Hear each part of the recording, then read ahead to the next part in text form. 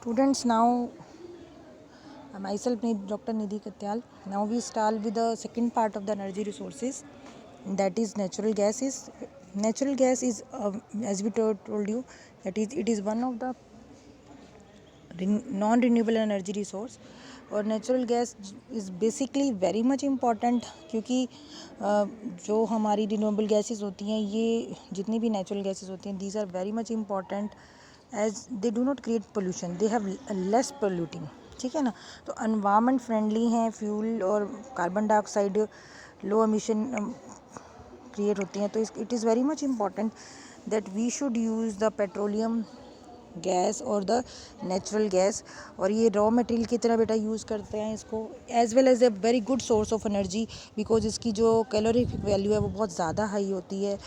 Then petrochemical industries में इसका usage है, जितनी भी हमारी इंडस्ट्री जहाँ पर वैसलीन और ये पेट्रोकेमिकल बनते हैं, वैक्स बनते हैं, there we use it as a fuel. Then in vehicles, fertiliser industries, it also, हाँ, vehicles and produce the thermal energy or thermal power plants. In our next slide we can see the various areas where we have the uh, sources of the natural gas in India. Basically in UP, MP, Jagdishpur in UP, in Vijaypur in MP, Hazaria, Gujarat, there we find the natural sources of natural gas. 1700 kilometer long cross country gas pipeline is located in the Bombay High and basin with the fertilizer, because they here, जहाँ पर मैं आपको example दे रही हूँ, Bombay high में और basin में, यहाँ पर फर्टिलाइज़र बनाने के लिए इसको यूज़ करते हैं, पावर प्लांट्स में यूज़ करते हैं, इंडस्ट्रियल कॉम्प्लेक्सेस में यूज़ करते हैं वे। और ये बहुत इम्पोर्टेंट है कि वहाँ पर जो यूज़ कर रहे हैं इंडस्ट्रियल कॉम्प्लेक्स बनाने के लिए, वहाँ पर ये मतलब natural gas as a fuel use होता है। तो ये एक बहुत इम्पोर्टेंट है कि हमारे देश में गैस प्रोडक्शन हो रही है, और जो गैस प्रोडक्शन है वो हमारे को चीपर पड़ेगी, क्योंकि अगर हम बाहर से इंपोर्ट करते हैं तो वो हमें कॉस्टली पड़ती है। तो हाजीपुर, गुजरात है, मध्य प्रदेश, यूपी, यहाँ पर जो है, यहाँ से जब हम लेंगे तो हमारे को सस्ती पड़ेगी, तो गैस सप्लाईज जो है वो ईजी हो जाएंगी, और हमारे देश के लिए, इकोनॉमी के लिए बहुत इम्पोर्टेंट भी है। नाउ डिस्ट्रीब्यूशन कहाँ कहाँ पर है जो हमारी नेचुरल गैस का, वो हमारे पास 4 एरियाज़ हैं। पहला तो है कृष्णा गोदावरी बेसिन है, मुंबई हाई है, जो जो वेस्ट कोस्टल बेल्ट होती है हमारी इंडिया की, वहाँ पर है। देन गल्फ़ ऑफ कैम्बे है, ये कैम्बे की जो गल्फ़ है ये कहाँ पे है बेटा, ये गुजरात में लोकेटेड है। ये कैम्बे जो है गुजरात में वेस्ट जो है हमारा वेस्टर्न पार्ट है बड़ा, जहाँ पर एक तरफ तो रेगिस्तान लगता है और एक तरफ से कहाँ लगता है, समुद्र लगता है, उस तरफ ये हमारी लोकेटेड है। फिर जो आइलैंड्स हैं, अंडमान निकोबार आइलैंड्स हैं, यहाँ पर भी ये लोकेटेड है, और यहाँ पर भी हम इसको यूटिलाइज़ करते हैं। तो पहले हम इसको यूज़ नहीं करते थे, क्योंकि इसकी जो नेचुरल गैस की बात करें कि नेचुरल गैस को पहले हम एज ए फ्यूल यूज़ नहीं किया करते थे, क्योंकि उसके ट्रांसपोर्टेशन की और उसके स्टोरेज की बहुत बड़ी प्रॉब्लम थी। But now we use it as a fuel because it is easily utilized in pipes, और it very less pollution create करता है। क्लीन है, नो कोई रेजिड्यू नहीं बनता, replaced with the liquid fuel, और इसको हम लिक्विड फ्यूल से रिप्लेस कर सकते हैं। देन इंडिया में ये देखो, ये आपको जो मैप दिखा रहे हैं इसमें देखो, एक तो ये HYJ दिख रहा है आपको, ये जो HYJ है ये बेसिकली आपका अंडमान निकोबार आइलैंड के पास है। देन ये जगदीशपुर, ये कहाँ पे है आपका, जगदीशपुर यूपी में, विजयपुर MP में, और ये आपका महाराष्ट्र के अंदर। तो these are the 4 areas which we discuss in the last slide, that they are utilised for the production of natural gas. Now electricity. Now why we are concerning about that the electricity is used, natural gases are used, because we are preparing the electricity over it. तो पर capita जो हमारी electricity demands हैं that are increasing with the population बढ़ने से वो क्या कर रही हैं, इंक्रीज़ कर रही हैं।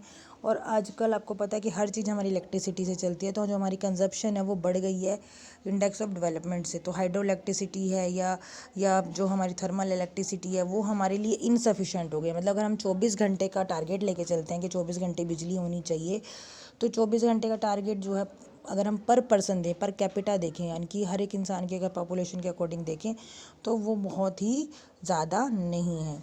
तो ये दो तरह का है। हाइड्रो इलेक्ट्रिसिटी मतलब जहाँ पे हम बिजली, पानी से बिजली बनाते हैं, और थर्मल इलेक्ट्रिसिटी जहाँ पर हम टेम्परेचर जो है, थर्मल मतलब हीट करने से उसको इलेक्ट्रिसिटी को जनरेट कर रहे हैं।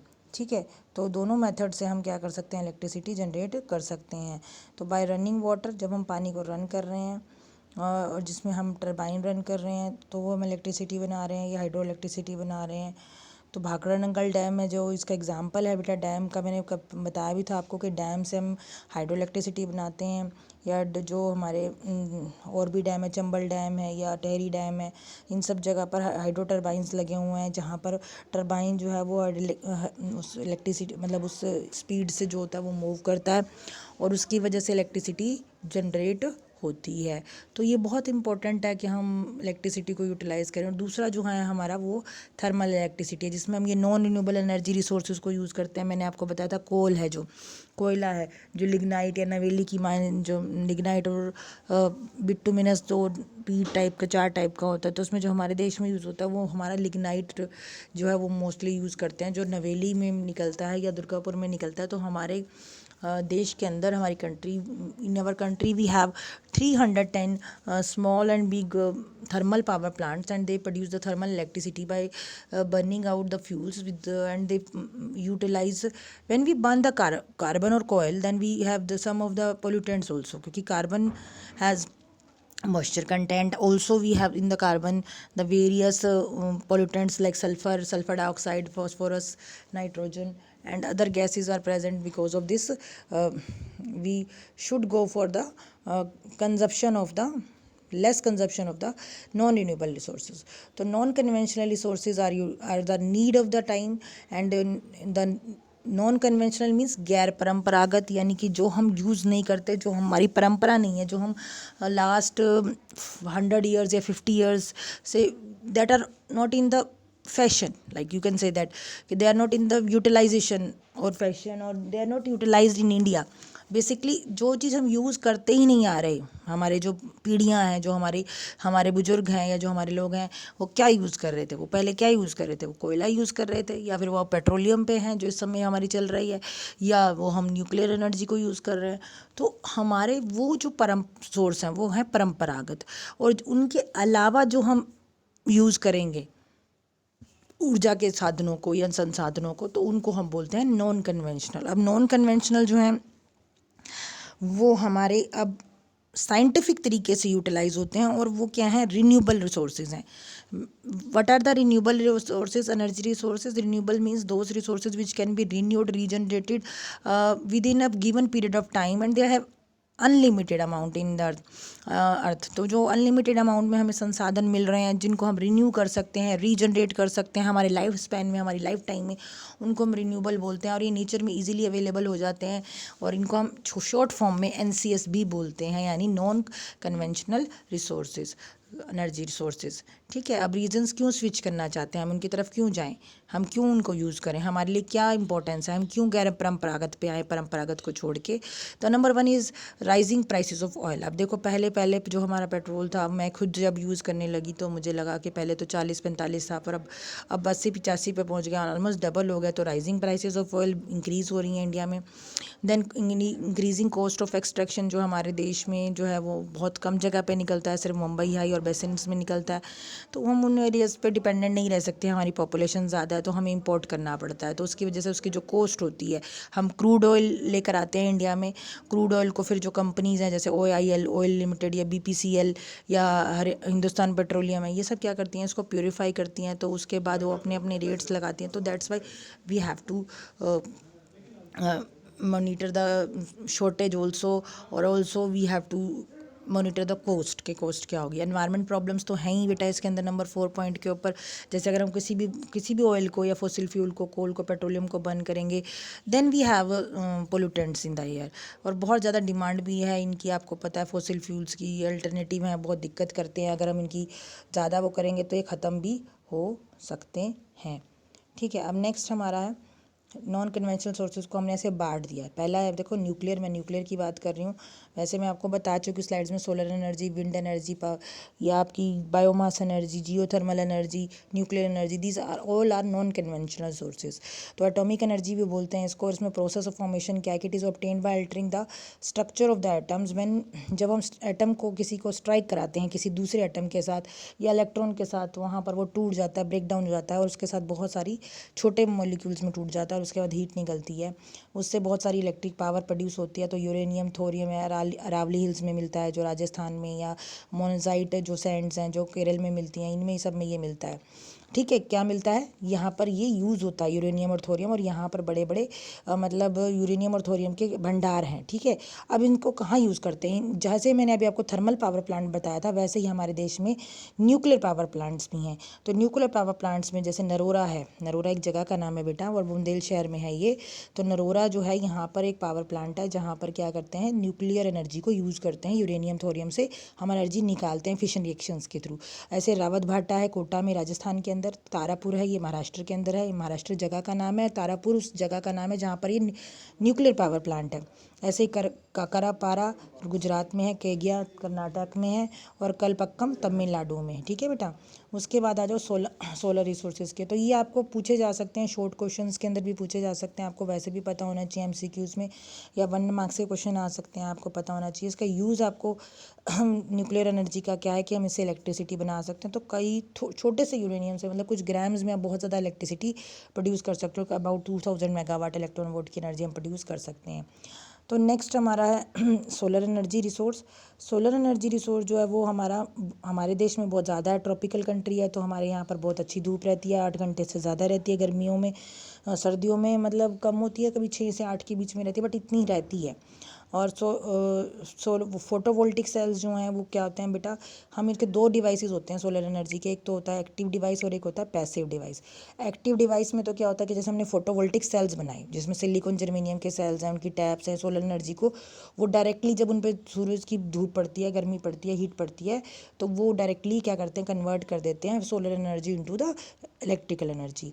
बट एक होता है हमारे पैसिव सोर्सेज। पैसिव सोर्सेज में क्या होता है, जैसे ईंट है, ग्लास है, और हमारे पास जितने भी अदर मटेरियल्स होते हैं जैसे क्ले वगैरह, तो ये क्या करते हैं, ये अपने आप का क्या करते हैं, जो सूरज की हीट है उसको ट्रैप कर लेते हैं, गर्मी को ट्रैप कर लेते हैं, and after that it slowly and slowly disappeared that heat. उस हीट को धीरे धीरे किस में छोड़ते हैं, एनवायरनमेंट में छोड़ते हैं। तो वो पैसिव एनर्जी रिसोर्स है, पैसिवली हम सोलर एनर्जी को क्या कर लेते हैं, एब्जॉर्ब कर लेते हैं।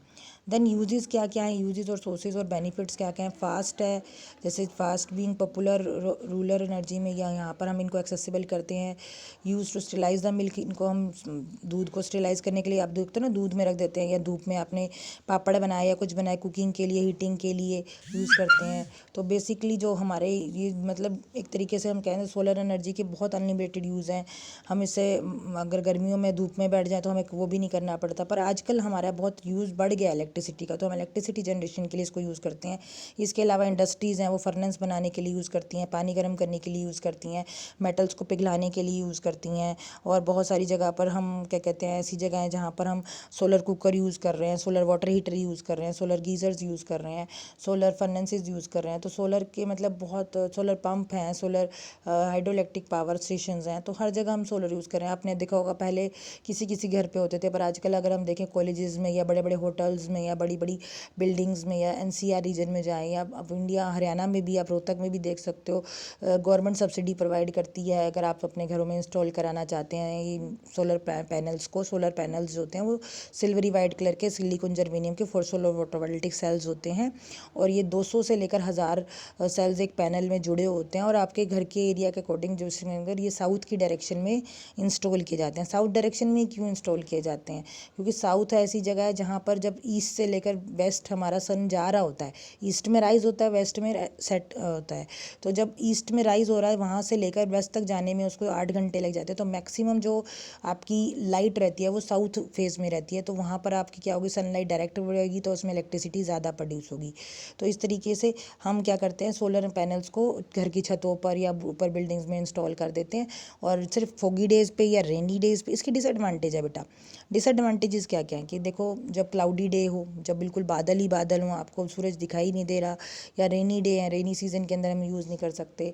या अगर आपने देखा होगा कि वेदर बहुत अच्छा नहीं है, तब हम इसको यूज़ नहीं कर सकते। विंटर डेज़ में कुछ ऐसे डेज़ होते हैं when the fog is there, then we can't use this solar panels or solar resources। और बाकी हमारे देश में क्योंकि we can get tropical country, तो we can use it maximally. तो हम प्लांट्स को कहाँ बनाते हैं आजकल, तो हर जगह बनने लगे। छोटे छोटे इंडस्ट्रीज़ जो है, स्मॉल स्केल इंडस्ट्रीज़ भी बना रही हैं। बाकी माधवपुर में, भुज में, गुजरात में, और महाराष्ट्र में, और एनसीआर रीजन में, नोएडा में, यहाँ पे बहुत ज़्यादा प्लांट्स हैं जहाँ पर ये हम बना रहे हैं सोलर एनर्जी को, सोलर पैनल्स को बना रहे हैं। देन सोलर पैनल्स जो है वो हमारे यूटिलाइज़ तो हो रहे हैं, पर इनका जो यूटिलाइजेशन है वो हमारा बहुत ज़्यादा नहीं है, इसको बढ़ावा देने के लिए हम लोगों को क्या करना पड़ेगा, इसकी एडवांटेजेस को वो करना पड़ेगा। इसीलिए जो गवर्नमेंट है, गवर्नमेंट क्या करती है कि जो सोलर पैनल जिन घर में लगे होते हैं उनके लिए क्या करती है कि जो वो बिजली पैदा कर रहे हैं, वो बिजली तो क्या हो रही है, वो सरकार को दे रहे हैं। और सरकार क्या कर रही है, उनकी जो यूनिट्स होती हैं उनको मेंटेन करके वहाँ पे मीटर लगा के और उनके पैसे उनको देती है। तो इस तरीके से आपके बिजली के बिल में से वो कट जाता है। अगर आप ज़्यादा प्रोडक्शन होगी तो आपको बिल कम करना पड़ेगा, और हो सकता है कि सरकार आपके खाते में पैसा एडवांस में दे दे। तो जैसे चाइना है या अदर कंट्रीज़ है, वहाँ पर क्या है कि जो सोलर पैनल उनके छतों पे लगे हैं उनकी वजह से इतनी बिजली होती है कि वो सरकार को ज़्यादा प्रोड्यूस करके देते हैं और उनके अकाउंट्स में ज़्यादा पैसे आते हैं। अब दूसरा रिसोर्स है हमारा विंड एनर्जी। विंड एनर्जी में विंड के बड़े बड़े मिल्स होते हैं जिनको विंड मिल बोलते हैं, जो विंड की वजह से रोटेट करते हैं शाफ्ट में, और टरबाइन को रोटेट करने के बाद जो काइनेटिक एनर्जी होती है वो इलेक्ट्रिक एनर्जी में चेंज हो जाती है। तो आपने देखे होंगे बड़े बड़े विंड मिल होते हैं। तो इंडिया जो है वो 5th रैंक पर है बेटा इन वर्ल्ड, पूरे वर्ल्ड के अंदर in the uses of wind energy. और हमारे देश में 45,000 मेगावाट की विंड एनर्जी से इलेक्ट्रिसिटी प्रोडक्शन हो सकती है। ये बहुत अच्छा रिसोर्स है। हर एक रिसोर्स की आपको एडवांटेजेस और डिसएडवांटेजेस पता होनी चाहिए। तो पहले हम एडवांटेजेस की बात करते हैं। एडवांटेजेस क्या है, सबसे पहली बात तो ये इको फ्रेंडली है, एनवायरनमेंट फ्रेंडली है, कहीं पोल्यूशन नहीं हो रहा, कोई ऐसी दिक्कत नहीं आ रही, और एयर वाटर सब हमारी सेफ़ हैं। और इसके अलावा ये कॉस्टली नहीं है, इजी है, बस इंस्टॉलेशन कॉस्ट लगेगी, उसके बाद हमारी चीपर है, हम कई सालों तक उसको इलेक्ट्रिसिटी उससे ले सकते हैं, और हमारा नुकसान जो है वो बहुत कम है। इसमें कोई ये भी नहीं है कि बारिश आ रही है या फोगी डे है या सन नहीं है तो हम नहीं कर सकते। बट हमें सिर्फ किसकी रिक्वायरमेंट है, एक जो डिसएडवांटेज है या लिमिटेशन है वो क्या है, यहाँ पर बहुत इंपॉर्टेंट लिमिटेशन है, उसको आप नोट कर लो या सुन लो कि जो विंड की स्पीड है वो 15 किलोमीटर पर आवर जो है उससे ज़्यादा होनी चाहिए, तब आप जो विंड फार्म है लगा सकते हैं। ये विंड फार्म एक जगह होती है जहाँ पर हमारी विंड मिल्स इंस्टॉल होती हैं, जिसमें आपकी फिर वो विंड मिल क्या करती है, इलेक्ट्रिसिटी प्रोड्यूस करती है। अगर उससे कम है तो नहीं कर सकते। इसीलिए जो कोस्टल एरियाज़ है वहाँ पर इतनी ज़्यादा स्पीड से चलती है जो विंड, इस वजह से moving air is called as wind, तो वहाँ वो यूटिलाइज़ करते हैं। इंडिया में इतनी ज़्यादा स्पीड से जो विंड है वो नहीं आ रही, इसलिए हम इसको यूटिलाइज़ नहीं कर पाते हैं। तो इंडिया में कुछ ऐसी जगह हैं जहाँ पर बहुत ज़्यादा हो रही है, जैसे कन्याकुमारी है। कन्याकुमारी जो है वो नंबर 1 रैंक पे है हमारे देश के अंदर in the production of wind energy. और हमारे देश में 380 to 450 मेगावाट की जो एनर्जी है वो कन्याकुमारी में बनती है। और वहाँ सीधे भी नहीं खड़े हो सकते। मैं वहाँ गई हुई हूँ, वहाँ पे मैंने विंड मिल्स देखी हुई हैं, और आप भी कभी जाओ तो वहाँ पर ज़रूर देखना विंड मिल्स को। पर जो वहाँ की लिमिटेशन है सिर्फ ये है कि सबसे पहले कि वहाँ पर हमें साइट स्पेसिफिकेशन होती है कि साइट देखनी पड़ती है कहाँ पे बनाएं, क्योंकि लोग अपने वहाँ पे बनवाना नहीं चाहते अपने घरों में या फार्म्स के ऊपर। तो एक तो जगह की लिमिटेशन, और दूसरी वहाँ पर जो बर्ड्स वगैरह हैं या वो ना मर जाएं, क्योंकि वो उनके पंखों में आकर मर जाते हैं, कई बार उड़ते उड़ते उनके पंखों की चपेट में आ जाते हैं तो उनकी डेथ हो जाती है।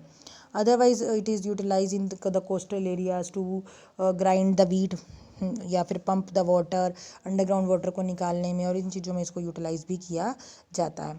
और प्लांट्स अगर आपसे कोई पूछे कहाँ कहाँ लोकेटेड है, तो मैंने अभी बताया ही है कि ज़्यादा कोस्टल एरियाज़ में होते हैं। तो कोस्टल एरिया जैसे लक्षद्वीप है, या अंडमान निकोबार आइलैंड्स हैं, या कन्याकुमारी है, या केरला है, तमिलनाडु में फ्रॉम नागरकोइल टू मदुरई, सारे एरियाज़ में आपकी लगी हुई हैं। अगर आप जाकर देखोगे तो वहाँ पे बहुत सारी विंड मिल्स हैं।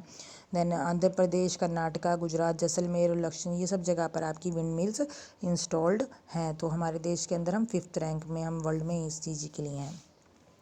देन है बायोगैस एनर्जी। बायोगैस एनर्जी बहुत आपने देखी होगी, आजकल तो गांव-गांव में बायोगैस प्लांट्स हैं। तो biogas is the bio means living and gas means living organism से जो वेस्ट से एक्सक्रीटा से जो शब्स और इनसे जो निकलती है एनर्जी उसको हम क्या बोलते हैं, बायोगैस। इसके लिए एक पर्टिकुलर एक डिजास्टर बनाना पड़ता है, डाइजेस्टर बनाना पड़ता है। डाइजेस्टर एक ऐसी जगह होती है जिसमें गड्ढा बनाकर या मिट्टी के अंदर एक बहुत बड़ा मतलब वॉल टाइप बनाकर एक डाइजेस्टर बनाते हैं, मिट्टी से मतलब ईंटों से किस तरीके से मतलब अंदर एक गुंबद बनाकर घर सा बनाते हैं जिसमें सारा मटेरियल डालते हैं। दो बीच में पाइप लगाते हैं, इनलेट और आउटलेट।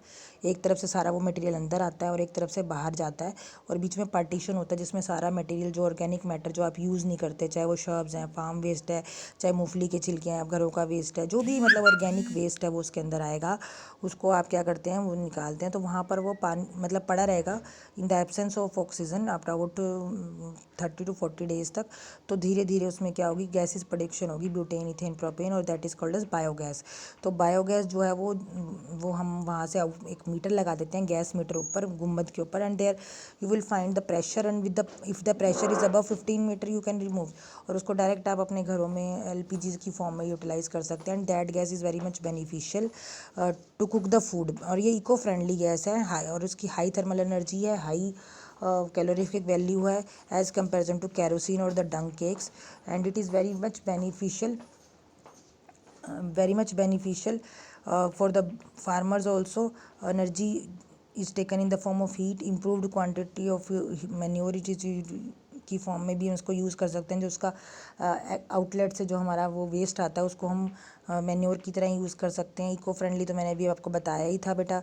और इससे हम क्या करते हैं, प्लांट्स के जो लॉस होता है उससे भी बच सकते हैं, क्योंकि जो मैन्योर होंगी वो उसकी ग्रोथ को हेल्प करेंगी। फिर फ्यूल वुड की तरह यूज़ कर सकते हैं। जो हमारा जो वेस्ट है उसको हम काउडंग्स को वैसे यूज़ नहीं करते आजकल, कोई कन्वेंशनली कोई पोंछता नहीं है, घर में करता नहीं है। तो it is very much important कि हम काउडंग की बजाय हम इसको इसी तरीके से यूटिलाइज़ करें।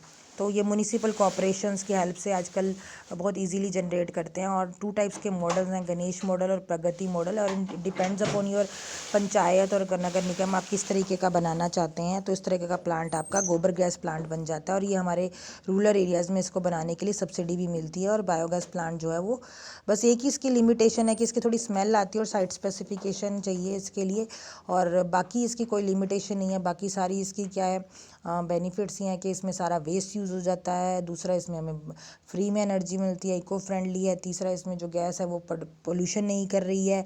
और जो उसका वेस्ट निकल रहा है, जो एफुलेंट निकल रहा है, उसको हम मैन्योर की तरह भी यूज़ कर सकते हैं। और इसमें हमें जलाना नहीं पड़ता वेस्ट को, तो वो भी एयर पोल्यूशन भी नहीं हो रहा, और जो नॉइस पोल्यूशन भी नहीं करती। तो इस तरीके से मतलब इसकी बाकी सारी इसकी वो बहुत अच्छी मतलब इसके रिज़ल्ट्स हैं। और डाइजेस्टर बस बनाने की कॉस्ट लगती है, और वो भी सरकार से सब्सिडी मिल जाती है। और कई बार तो क्या होता है कि पंचायतें भी स्पेस दे देती हैं, और उसके बाद आप उसमें क्या कहते हैं म्यूचुअली सारे कूड़ा डाल सकते हैं। और उसके बाद उसकी जो गैस प्रोडक्शन होती है उसको क्या कहते हैं इकट्ठा बेचा भी जा सकता है और यूटिलाइज़ भी किया जा सकता है। हीट भट्टा भी यूज़ कर सकते हैं, ये लोग भी यूज़ कर सकते हैं। देन है टाइडल एनर्जी। टाइडल एनर्जी में मैंने आपको बताया था, इसको ज्वार भाटा या ज्वार भाटा से प्रोड्यूस होने वाली एनर्जी तक भी बोलते हैं। तो ये जो एनर्जी है ये कहाँ यूज़ करते हैं, ये ओशंस में जो एकदम से भाटा आता है, ज्वार भाटा आता है, ऊपर जाती हैं समुद्र की जो वेव्स होती हैं जब गुरुत्वाकर्षण बल से, जैसे पूर्णिमासी है तो पूर्णिमासी में ऊपर जाएंगी, ऊपर की तरफ आएंगी, क्योंकि मून से जो क्या होती हैं इसकी ज़्यादा अट्रैक्शन होती है तो ऊपर जाएंगी। या जब एकदम से फॉल करेंगी, लो टाइड आएगा, तो दिन में एक बार हाई टाइड आता है, एक बार लो टाइड आता है। जब आपकी अमावस होगी तो लो टाइड आएगा। तो उस केस में हम ओशन के अंदर सम फ्लड गेट्स और some kind of we can say that inlets are produce, so that water जो है that when goes up, and the ocean की जो वेव्स हैं दे हैव एनर्जी, उनके पास काइनेटिक एनर्जी है। They come with high energy and fall on the turbine wall. And after जब वो turbine wall पे गिरेंगी तो फिर क्या होगा, वो उसकी फ्लैट सरफेस पे गिरेंगी, और वो क्या मेरी काइनेटिक एनर्जी से उसको मूव कर देंगी, तो शाफ्ट मूव करेगा, और उसकी वजह से मैकेनिकल फोर्स प्रोड्यूस होगी। और जो हमारा काइनेटिक एनर्जी से जो हमारी प्रोडक्शन होगी इलेक्ट्रिसिटी की, तो जो फ़ैन होगा वो रोटेट करेगा। तो इस तरीके से जो फ़ैन होगा वो जब ऊपर से नीचे आएंगी तब भी रोटेट करेगा टरबाइन, और जब नीचे नीचे से और नीचे जाएगी तो हम उसको और नीचे कर देते हैं, तब भी वो रोटेट कर देता है। तो अब यहाँ पे कई लोग ये कहते हैं कि भी इंडिया के पास तो वी शेप बनती है। देखो अगर आप ध्यान से देखो, गुजरात से लेकर उधर, अगर हम गुजरात से केरल तक जाते हैं, फिर तमिलनाडु से उधर ऊपर की तरफ जाए अगर हम वेस्ट कोस्ट की तरफ, तो बिहार तक हमारे पास इतनी बड़ी लॉन्गेस्ट कोस्ट लाइन है, फिर भी हम उतना टाइडल एनर्जी यूज़ क्यों नहीं कर पाते? तो उसका कारण ये है कि उसके अंदर हमारे पास एडवांस जो है मशीनरी नहीं है जिसमें वो अपने आप प्रोड्यूस करते हैं। उसमें मैकेनिकल मशीनरी है जिसकी वजह से थोड़ा सा हमें दिक्कत आती है। बाकी हमारे पास 900 मेगावाट का प्लांट है, कई जगह पे प्लांट हैं इसके। ये प्लांट की लोकेशन मैं आपको बता रही हूँ कहाँ कहाँ है, जैसे गल्फ़ ऑफ खंबात में, या गल्फ़ ऑफ कच्छ में, या वेस्ट कोस्ट में गंगा के पास सुंदरबन में, या आंध्र प्रदेश के पास, यहाँ पर ये बहुत ज़्यादा हमारे इसके टाइडल एनर्जी के प्लांट्स हैं। अब ये भी मैंने आपको बताया कि इसमें भी इलेक्ट्रिसिटी बन रही है, इको फ्रेंडली है, कोई पोल्यूशन नहीं हो रहा। ओशन में हमें कोई दिक्कत नहीं है, ओशन के बीच में बन रहा है। ऐसा भी नहीं है कि हम कहीं घूमने जा रहे हैं ओशन के अंदर, हमें उसके अंदर दिक्कत आ रही है, नहीं, ऐसा भी कुछ नहीं है। रिन्यूएबल है, हम बारी बारी बना सकते हैं, दिन में एक बार 2 बार बन जाती है। फिर उसका अगर बस हमारे को इसकी मेंटेनेंस करनी पड़ती है और कॉस्ट को सेट करना पड़ता है कि वहाँ पर कोई लोग ना जाए। अब अगर ज़्यादा से ज़्यादा टाइड आएंगे तो ज़्यादा एनर्जी प्रोड्यूस होगी, कम टाइड आएंगे तो कम एनर्जी प्रोड्यूस होगी। ठीक है, अब आ जाओ जियोथर्मल एनर्जी पे। जियोथर्मल एनर्जी जो है वो हमारा जैसे नाम से ही है, जियो मीन्स अर्थ और thermal means heat. Then geothermal energy is the energy which is produce by the interior heat of the interior, heat produce by the interior of earth. जैसे मैंने आपको बताया था कि कोर रीजन से या अर्थ के मेंटल रीजन से बहुत सारी हीट प्रोड्यूस होती है, तो उसकी वजह से भी हमारी हीट की वजह से ही हमारा बहुत ज़्यादा जो वाटर है वो हीट हो जाता है, and water become steam, and steam water again then utilise to drive the turbines, and then electricity is generated. Now ये कहाँ पे होता है? जैसे मैंने आपको बताया भी था कि पार्वती जो वैली है हिमाचल प्रदेश में, मणिकरण में चावल वगैरह करते हैं, ये जाके आप देख सकते हो। अगर आप कभी गए हो तो आपने देखा भी होगा कि वहाँ पर बहुत बड़े बड़े स्ट्रीम्स हैं, या बहुत बड़े बड़े एक तरह के झरने हैं जो जिसमें अपने आप पानी हीटेड रहता है 70 to 80 डिग्री सेंटीग्रेड। तो वो इंटीरियर हीट की वजह से। पूजा वैली है लद्दाख में, वहाँ पर भी आप जाओगे तो वैसे तो माइनस में टेम्परेचर है, बट वहाँ पर वो उस वैली के अंदर वो जो लेक है या जो वहाँ पर पोंड है, वहाँ का जो टेम्परेचर है वो बहुत हाई रहेगा, तो वहाँ पर इतना हीटेड वाटर रहता है। तो अब हमें क्या करना चाहिए? कंजर्वेशन की तरफ ध्यान देना चाहिए कि जो हमारा सस्टेनेबल यूज़ हो, ताकि हम भी यूज़ करें, हमारे आने वाली पीढ़ियाँ भी यूज़ करें। और with the increase in the population, if the हमारी एनर्जी डिमांड इंक्रीजिंग, उन डिमांड्स को भी हम क्या कर सकें? मिनिमाइज़ कर सकें, और ज़्यादा से ज़्यादा नॉन कन्वेंशनल यानी कि जो गैर परंपरागत हमारे रिसोर्सेज हैं उनको यूज़ करके, हम रिन्यूएबल रिसोर्सेज को यूज़ कर कर हम अपनी एनर्जी को जनरेट करें। इनका जुडिशल यूज़ करें। जुडिशल मतलब हमारे को न्याय संगत यूज़ करना चाहिए। इतना यूज़ करें कि ज़्यादा हमारी जितनी ज़रूरत है उतना यूज़ करें, उसका नुकसान ना हो। पब्लिक ट्रांसपोर्ट सिस्टम यूज़ करें। जब हम घर से बाहर, कमरे से बाहर जा रहे हैं तो फ़ैन या इलेक्ट्रिसिटी या जो भी हमारा गीज़र वगैरह अप्लाइंस है उसको बंद करें, इलेक्ट्रिसिटी को सेव करें। पावर सेविंग डिवाइसेस यूज़ करें। नॉन कन्वेंशनल रिसोर्सेज को हम यूटिलाइज़ करते रहें, ये बहुत इंपॉर्टेंट है। ठीक है, इसके बाद ये न्यूक्लियर एनर्जी का मैं आपको दिखाना चाह रही थी एक डायग्राम के, जिसमें देखो न्यूक्लियर फिशन और फ्यूज़न 2 तरह के थे। कई बच्चों को ये बात पता होगी और कई बच्चों को नहीं पता। देखो ये वाला जो फ्यूज़न है, इसमें एक न्यूट्रॉन एक टारगेट न्यूक्लियस पे क्या कर रहा है? स्ट्राइक कर रहा है, और इसमें 2 छोटे छोटे फ्यूजन प्रोडक्ट्स निकल रहे हैं और 3 न्यूट्रॉन लिख रहे हैं। न्यूट्रॉन 1, ये न्यूट्रॉन 1 है, नीचे वाला न्यूट्रॉन 1, ये न्यूट्रॉन 2 और ये न्यूट्रॉन 3। तो इस तरीके से 3 न्यूट्रॉन हमारे प्रोडक्शन हो रहे हैं। तो ये न्यूक्लियर फिशन, इसमें फ्यूशन में एनर्जी बहुत रिलीज होती है और हम इसी को यूटिलाइज़ करते हैं। This is mostly utilise in India. और हमारे यहाँ पर जो है 12 थर्मल न्यूक्लियर पावर प्लांट्स हैं जहाँ पर हम थोरियम को या हम प्लूटोनियम को यूज़ करके ये एनर्जी बनाते हैं, न्यूक्लियर इलेक्ट्रिसिटी बनाते हैं। और ये हमारा सेकंड है न्यूक्लियर फ्यूजन रिएक्शन। इसमें क्या होता है, अगर आप ध्यान से देखेंगे तो आपको दिखाई दे रहा है ट्रीटियम और ड्यूटीरियम। ड्यूटीरियम और ट्रीटियम जो है, जो मतलब 2 हैं, एक प्लस और एक डॉट। और एक हमारे पास क्या है, एक हमारे पास क्या है, ट्रीटियम। ट्रीटियम में क्या है, 2 प्लस, और ये ट्रीटियम है और ये ड्यूटीरियम है, डी और टी। जब ये दोनों कंबाइन करते हैं तो ये क्या बन गया, हीलियम। ठीक है, इसके अंदर आप ध्यान से देखें तो 3 तो आपके पास क्या है, हाइड्रोजन है, और 2 प्लस हैं। तो ये ट्रीटियम में क्या होगा, जब ये जुड़ेगा तो एक तो बनेगा हीलियम और एक बनेगा हमारा न्यूट्रॉन। ठीक है, तो हीलियम बन रहा है, हीलियम He होता है और न्यूट्रॉन होता है N। तो ये दोनों बनने के बाद बहुत सारी हीट एनर्जी रिलीज़ होती है। और जो ये रिएक्शन है ये हमारे सन में होती है। ये जो है रिएक्शन सन का सोर्स है, सन की एनर्जी का सोर्स है। तो ये जो है हमारे अर्थ पे नहीं होती है। और इसमें क्या होता है 4 × 10⁻⁷ जो है डिग्रीज केल्विन का जो टेम्परेचर है वो रिक्वायर्ड होता है।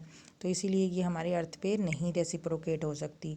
बट अगर हम न्यूक्लियर एनर्जी को यूटिलाइज़ करें तो हमारे देश की जितनी भी रिक्वायरमेंट है, एनर्जी रिक्वायरमेंट है, डिमांड्स हैं, वो हमारी क्या हो सकती हैं, फुलफ़िल हो सकती हैं। तो न्यूक्लियर एनर्जी भी हमारी जो थी वो मोस्ट प्रमिसिंग एनर्जी है। कनाडा में यूज़ हो रहा है यूरेनियम, पर यूरेनियम सस्ता होगा तो हमारी एनर्जी ज़्यादा से ज़्यादा यूटिलाइज़ हो सकती है। अब डिसएडवांटेज ये है कि कई बार क्या होता है, ये हज़ार्डस है वेस्ट जो इसका होता है, उसमें से बहुत सारी रेडिएशंस निकलती हैं, तो कैंसर या बहुत बड़ी बड़ी अलग तरह की बीमारियां हो सकती हैं। कई बार लीकेज हो जाती है, तो लीकेज की वजह से भी ह्यूज प्रॉब्लम हो जाती है, क्योंकि वो वेस्ट जो है ना उसको स्टोर नहीं कर पाते। कई बार वो वेस्ट जो होता है उसमें इतनी सारी रेडिएशंस होती हैं, रेडियो एक्टिव होने की वजह से वो हमारे लिए दिक्कत करता है। यूरेनियम जो है वो हमें अवेलेबल नहीं है, ये भी एक दिक्कत है। हर जगह हम माइनिंग से उसको निकाल नहीं सकते और प्लानिंग करनी पड़ती है एक्सपर्ट्स के थ्रू। तो ये सारी प्रॉब्लम्स इसके साथ एसोसिएटेड हैं। अब हम कुछ MCQs की तरफ मूव करेंगे। नाउ MCQs जो हैं वो ये पूरे चैप्टर के MCQs हैं, इसको आप ध्यान से देखें। कुछ क्वेश्चंस के आंसर आपको आते होंगे, कुछ के नहीं आएंगे, मैं बताऊंगी। Then where in India the coal is found, बताइए। Number 1 Himachal Pradesh, Kerala, Chhattisgarh and Punjab.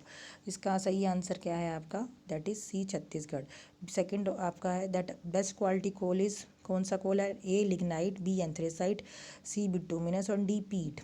Very good, correct answer है B anthracite. Then third is the non renewable energy resource. Non renewable का मतलब क्या है, हमारा जो हमारा जो हमारा परंपरागत यूज़ होता है। तो नॉन रिन्यूएबल में हमारा कौन कौन सा रिसोर्स आता है, कोयला, पेट्रोलियम, नेचुरल गैस या wind energy. D answer correct है इसके अंदर, विंड एनर्जी जो हमारा है वो नॉन रिन्यूएबल। एक्चुअली इसमें रिन्यूएबल पूछना था शायद, इसके अंदर आपसे पूछा गलत गया है, क्योंकि इसके अंदर रिन्यूएबल रिसोर्स पूछा जाएगा। तो आंसर इसका आएगा D part, that is wind energy. Then maximum wind energy is extracted in India, कहाँ पर निकलती है सबसे ज़्यादा विंड एनर्जी, कलपक्कम, नरोरा, सी ऑप्शन है कन्याकुमारी और D all of the above. आप लोगों को लग रहा होगा कि ऑल ऑफ द अबव है, बट ऐसा नहीं है। इसका आंसर है सी, कन्याकुमारी। मैंने बताया था कि वहाँ पर 380 से लेकर 450 मेगावाट की इलेक्ट्रिसिटी प्रोड्यूस होती है, ठीक है। तो वो सबसे ज़्यादा हमारा एनर्जी प्रोड्यूसिंग एरिया है। Then fifth question, moving to the fifth question, that India stand 5th rank in whole world in the renewable energy production. कौन सी ऐसी रिन्यूएबल एनर्जी है जिसके प्रोडक्शन से हमारे देश का 5th रैंक है। तो solar energy, B wind energy, C nuclear energy और डी बायोमास एनर्जी। तो इसका आंसर आपका है बी विंड एनर्जी। इस क्वेश्चन में आप इसको रिन्यूएबल करेंगे। उसके बाद सिक्स्थ का आंसर है, सिक्स क्वेश्चन है आपका, natural gas is used as. Natural gas कहाँ यूज़ होती है, कहाँ कहाँ यूज़ होती है, एक स्लाइड में मैंने आपको बताया भी था। A vehicles, B fertilizer industry, C petrochemical industry and D all of the above. Very good, इसमें all of the above answer हमारा आएगा, ठीक है। ऑल ऑफ द अबव हमारा करेक्ट आंसर है। Then nuclear power plant is based on, जो हमारा nuclear power plant है वो किस चीज़ पे बेस्ड है, कहाँ कहाँ लोकेटेड है, नरोरा, तारापुर, कैजिया या all of the above. Very good, इसमें भी all of the above answer है आपका। 8th में अगर आप आ जाओ तो उसमें solar energy is prepared by, कैसे हम सोलर एनर्जी बनाते हैं, एक्टिव फोटोवोल्टिक सेल से, पैसिव फोटोवोल्टिक सेल से, बोथ से, या none of the above. Very good, मैंने अभी बताया था इसका आंसर सी है, दोनों से बनाते हैं हम, एक्टिव से भी और पैसिव से। एक्टिव तो होते हैं हमारे सिलिकॉन जर्मेनियम के सेल्स होते हैं जो हमारे बड़े बड़े पैनल्स पे इंस्टॉल होते हैं, और पैसिव हमारी ब्रिक्स होती हैं या हमारे ग्लास होता है, क्ले होता है, इन मटेरियल्स में भी पैसिव सोलर एनर्जी को एब्जॉर्ब करने की पावर होती है।